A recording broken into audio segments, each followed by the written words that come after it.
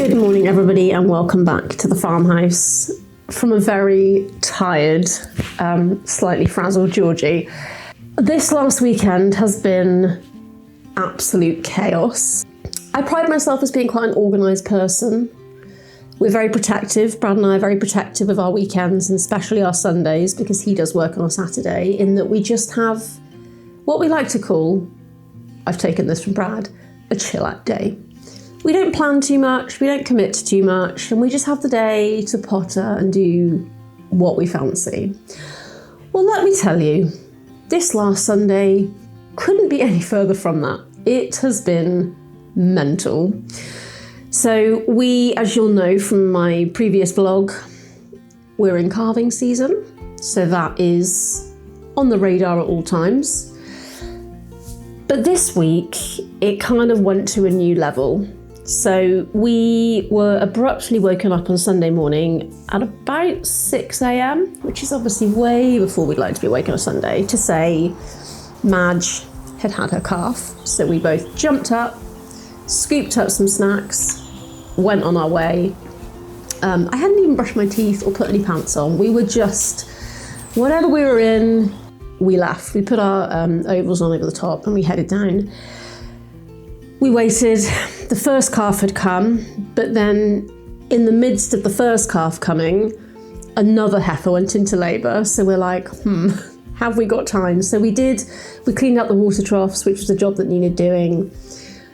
The calf that was born that morning was having a bit of a struggle latching on.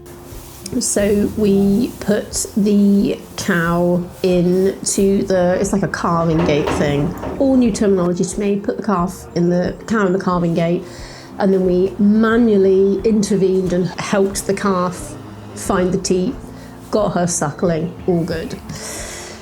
In the process of that, her navel got knocked, so there was blood pouring out of her, and we're both like, oh my God. So I just went vet mode and just pinched it and kept pinching it while we were doing it. Brad has to manhandle them because these calves are quite big.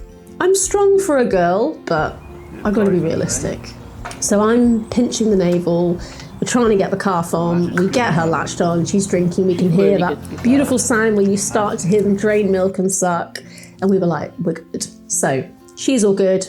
I let go of my finger clamp on the navel after about, 5 minutes. Bleeding had stopped, we're good to go.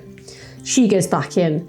Then we're back over to the cow that is calving. We were like, we've probably got an hour until anything big is going to happen. So we were like, let's go home, brush our teeth, get some breakfast and get changed to then come back and spend a big chunk of time there again. Bearing in mind, this is all on the day that we're supposed to be chilling, mooching, and I haven't even gotten to the fact that on Thursday, the air suspension on my car completely failed. So I wasn't able to use my car from Thursday to Sunday. Brad is very mechanical, so he was like, I'm going to give it a go. I have every faith in him. He is a problem solver to the core, just like me. But we'll get onto the car stuff in a minute. So we come home, we change, we brush our teeth, we get some breakfast and some coffee, and we go back. Nothing's really happening, so we carry on doing jobs, and then all of a sudden, bam, there's the bag, we are in labour. We've got another calf coming, fabulous. Calf came at about 1:30, I think. We wanted to wait, we wanted to get it suckling. That calf also had some issues feeding, so we ended up having to put Mum in the calf gate and doing the same procedure we'd done the first time round with Madge and her calf to get the calf latched on, because their udders are so low because they're so big and full, and these calves are coming out so big. It's the same with horses. I remember when my foal was born, 2 years ago, I had to literally lift my mare's leg up to open and lift the teat higher so the foal could actually get to it, because they just can't manipulate themselves underneath because they're all coming out so big. There must be something in the water. So we got that calf latched on, fine. And then we were like, right, we're done. Let's go home and get the car sorted. So we ordered the part for the car. I mean, this was all very much on a whim. We had no idea if Brad could do it, but we were both just of that problem-solving mindset of, we're gonna try it. I bought the part for the air suspension. I couldn't even tell you what it's called. I called around a few places. They had it, went and picked it up on Friday. I had Brad's pick up for 2 days. And we came back and we were like, right. Brad had done the initial bit and taking the old air pump. Let's call it an air pump because I don't really know what it's called. Air bag pump out. So that was ready. It was empty, ready for us to put the new one in.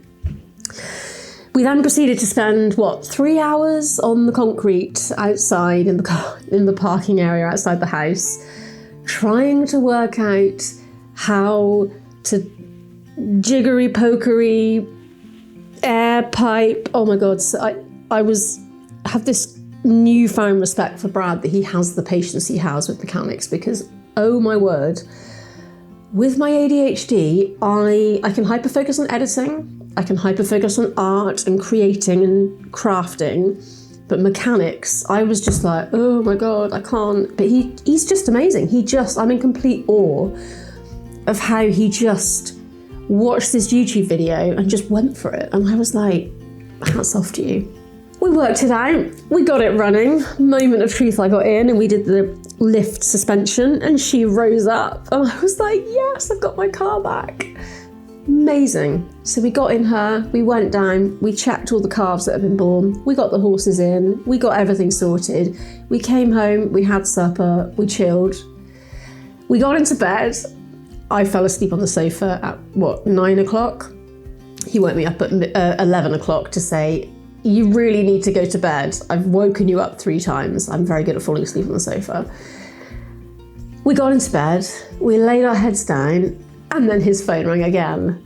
There was another calf coming. So I was like, I need my sleep. I've got work in the morning. And I'll be honest, guys, I don't do well on no sleep anymore. In my youth, I could do it. 2, 3, 4, 5 hours a night, up at 6, go. I'm an old girl now. I cannot do it. I feel terrible, it whacks my hormones out of sync, my appetite goes weird, I get headache, I just feel rubbish. So Brad was quite keen to just leave me in bed, go and make sure the calf was out, make sure it had suckled, come home. No. I went to sleep and then at 1:30 in the morning, after probably leaving about 7 missed calls, I must have been in that deep a sleep, 7 missed calls later, I picked up. He had 1% battery left to say, I need your help.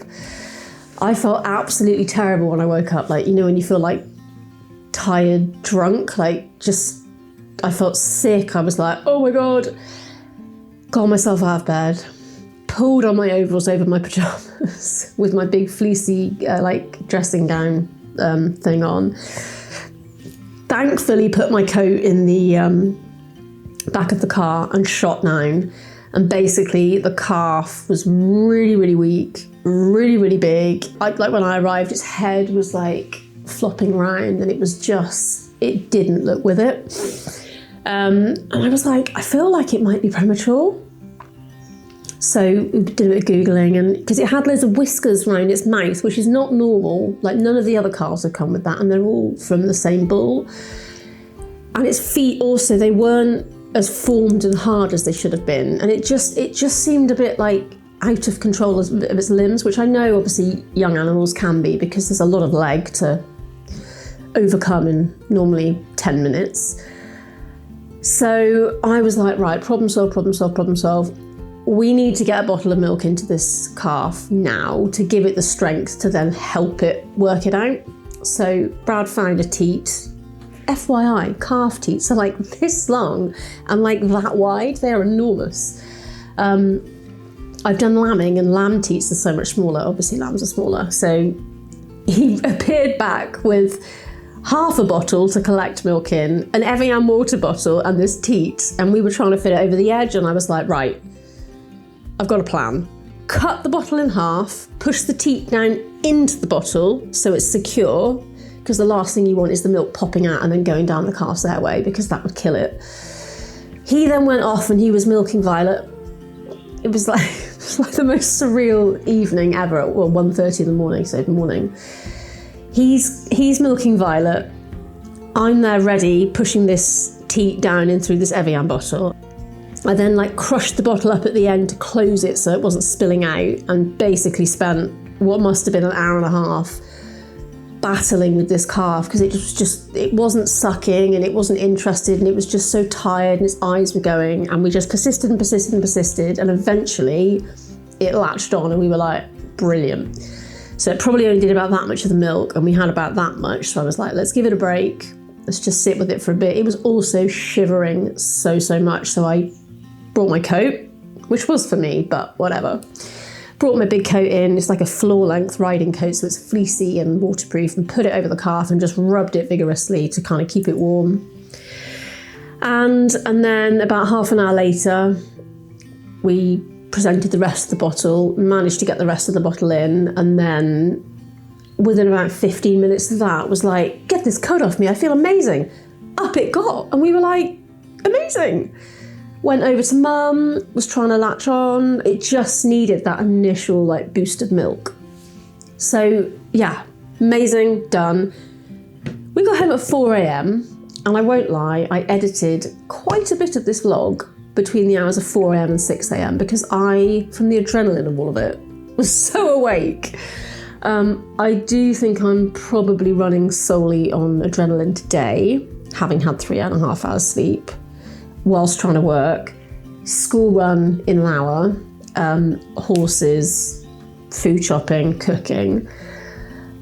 But, you know, when you look back and you're just like, God, aren't we lucky to live this life? Like, I know this weekend has been challenging, really challenging, mentally, emotionally, and physically.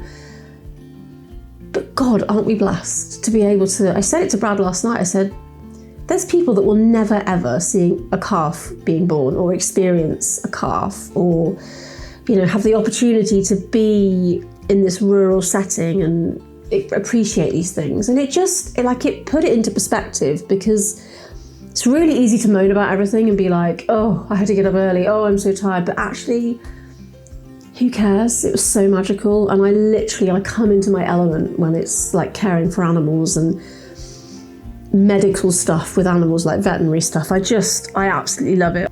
This wasn't my plan for the vlog this week, but it is what it is. We problem solve, we pivot, and this is now the video you guys get to see. I have got plans. Well, my plan this week was to do a video doing a proper home tour, which I know a few of you are really keen to see, so I will make sure I prioritise that for next week. But this was the opportunity that came my way. I could have sunk or swam, and I decided to swim with my camera and make this into a video. Yeah, I mean, potentially the 3.5 hours of sleep speaking here, but just a really magical day.